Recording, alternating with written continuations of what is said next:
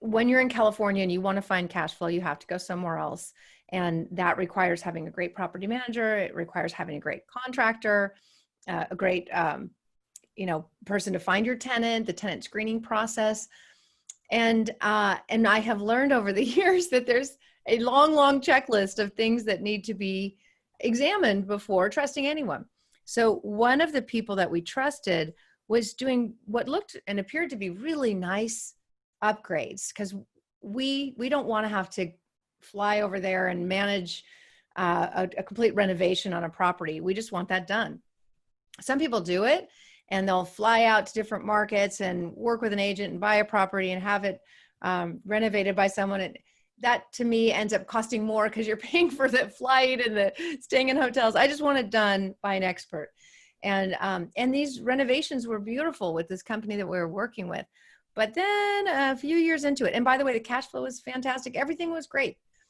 But then a few years later, one of our members called and said, it turns out that some of the work wasn't permitted and the city's requiring us to redo it. And or pay all these fees and fines. And that was one thing we had not put on our checklist before then, was make sure all the work that was done was permitted. So this is just a message I want to get out to people is, I have certainly done unpermitted work on properties I've lived in. And I'm now learning, you know what, just get it permitted.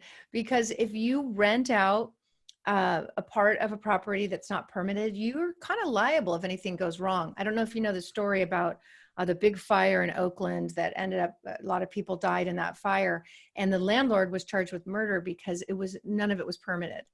So had it been permitted and insured, and it wouldn't be the landlord's fault. But if something bad happens and you didn't have it permitted, that's a huge liability.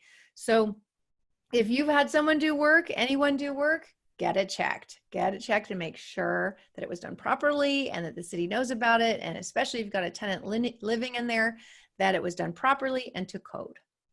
In that scenario there, so everyone's aware, the buyer is responsible then for all those permits. They're responsible to get that work done. And yes, you can say my attorney can go after that seller, but the amount of energy and maybe that seller's gone or he's not in business anymore. So you as the buyer are going to be responsible for that cost of doing whatever the city's going to require you to do now. So and they don't mess around in Chicago. They're very serious. I brought a group of about 50 investors to Chicago on a bus tour, and we were working with a different group that was doing the acquisitions and renovations of the properties.